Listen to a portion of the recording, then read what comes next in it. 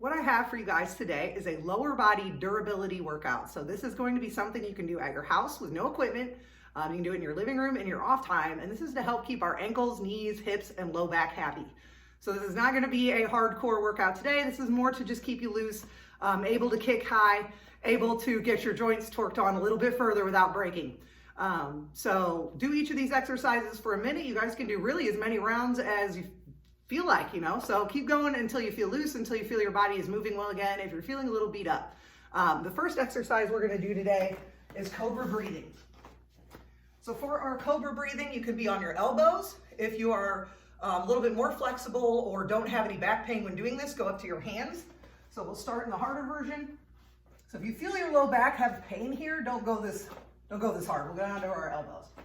All you're gonna do is let your hips drop, look up and breathe. As you breathe,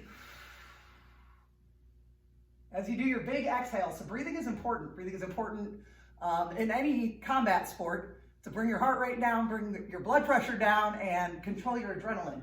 So use your big deep breathing here to kind of get your hips and low back to relax. Look it up every time you exhale. Pull the shoulders back. So again, if this is painful or super duper uncomfortable, just go down to your elbows and do the same thing. Our next exercise is going to be lower body rolling. This one looks weird, but I promise it feels awesome. What this is going to do is kick your core on, and you want your core working while your hips are nice and relaxed. What we're going to do for this one is you want to try to keep the opposite shoulder down. So I'm going to pick up my foot. I want that same shoulder to stay on the ground. We're going to let this foot drop to the floor. Stay relaxed. So see, I got a big twist in my body. My arm isn't coming with me yet. And I'm going to push with my foot. So I'm really extending through my hip, driving my foot away from me. So I'm going to keep pushing until I flop over. That flop means you stay nice and relaxed. So we only want our leg to work. We want our body to do what we tell it. To come back on this exercise, we're going to go back and forth. You're going to pick up that leg and drive it behind you. So again, keeping this arm on the floor, stay real relaxed. Right here, you're going to get an awesome stretch. Let gravity take your foot, and now I'm going to push it into the pads until they flop over. Okay, so that's lower body rolling. It takes some time to learn to relax, especially on coming backwards. But the more you practice that one, the better, I promise. It also feels amazing. The next one we're going to do is hip rolls. This is one of my favorite exercises, especially for martial arts. So what you're going to do for this guy is sit with your feet wide. This is getting your core and your hips to talk to each other. And also to get some hip mobility. So this one might feel really awkward to you, and that is okay.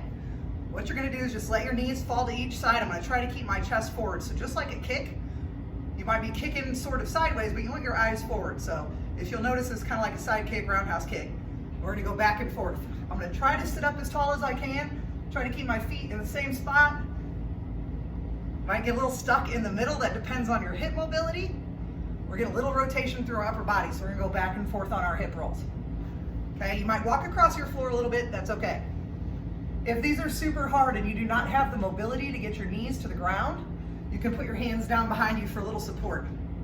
Okay, the end goal though is to make your core do its job. After our hip rolls, we're gonna do leg lowering too. So a lot of times our hips get real tight, they don't wanna work independently with each other.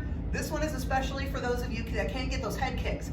You want to be able to get your legs to work separately of each other so we have more mobility and more range of motion and more control.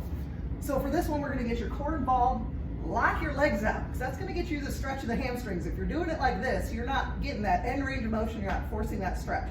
So keep your legs locked out. If you can't straighten them up high, just drop them down a little bit so you can straighten them, okay? If you're down here to straighten your legs, hip mobility is for you.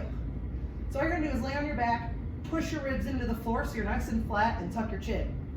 Big exhale as you drop your legs. Bring it up. Do the other side. Bring it up. What you don't want is this. You don't want your whole body move and your ribs coming up to move your leg. This is back problems.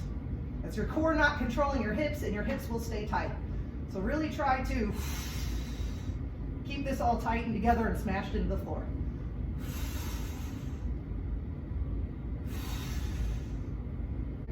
After leg lowering 2, we're going to do a pike with an ankle walk. I think a lot of times in martial arts we don't spend enough time on our big toes. super important, or ankles.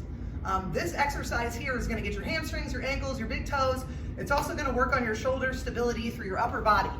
So posture on this one is important. So we're gonna start in a good plank. I'm gonna shove my shoulders backwards to keep my core all together. Right here, I'm feeling a wicked calf stretch. That's what we're going for, but see my back is nice and flat. I'm not here, and I'm not rounded. Really try to get nice and flat. I'm gonna walk my ankles. So my shoulders are jammed into my body, they're not up here. Let your body weight sit on your shoulders. Get my hoodie out my face. And walk, stretching your calf, and dig that big toe into the floor. So I'm dropping this knee kind of hard to put pressure on that big toe. Stretch the bottom of my foot, bottom of my ankle, calves, hamstrings, you're gonna get everything. So pike with ankle walks is our next exercise. After that, we're gonna work on some stability through your hips and some balance. So we're gonna do reverse lunges with rotation. I'm a little tall right now, but I'll get in the screen in a second.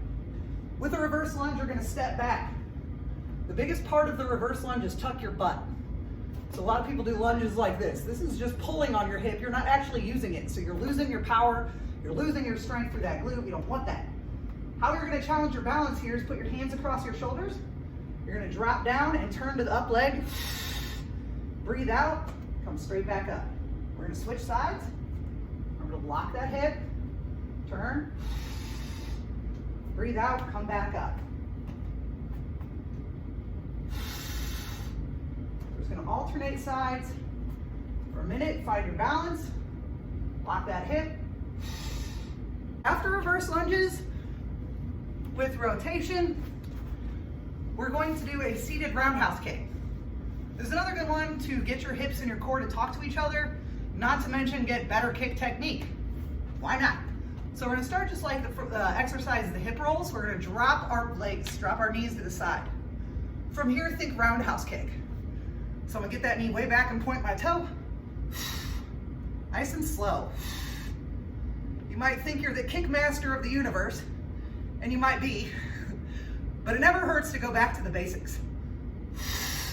I am isolating just this hip by sitting on the floor.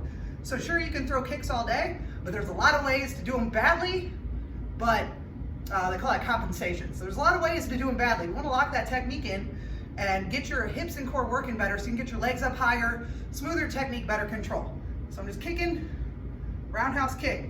Biggest thing with this, keep this knee back. If your knee's up here, you're not getting any hips. Just get that knee back. You might skim the floor and that's okay. If this hurts, it will burn. You can put your hand down. Just work on getting that hand up. That's a seated roundhouse kick. After our seated roundhouse kick, I'm gonna call this one wall pick-a-kick. So pick your worst kick. Pick the one that's most uncomfortable, the one that's harder for you to do up high, just the kick you need to work on. We're gonna call it that. We're gonna put you on the wall. So what this means is I'm gonna put one hand on the wall, my down toe is towards that hand, and let's say side kick. So I'm gonna get my good side kick foot, bring my knee up to my face, lock it out. So I'm working on balance on this down leg. Okay, I'm working on straightening this up leg. You will not get power if this top leg is not locked out. You're recruiting your hips to get in on your side kicks. So this is a great way to build stabilizers in your down leg without doing anything crazy. Get some hip flexibility. Work on a lot of core. You can also do hook kicks. Okay, bring the knee. You can do roundhouse kicks. You can even do front kicks. There you go, you have a kick. Whatever you want, just pick a kick, do it on the wall nice and slow, practice your basics, get your technique down, and that will be the last one in our lower body durability workout. Check out the after post for a list of all the exercises.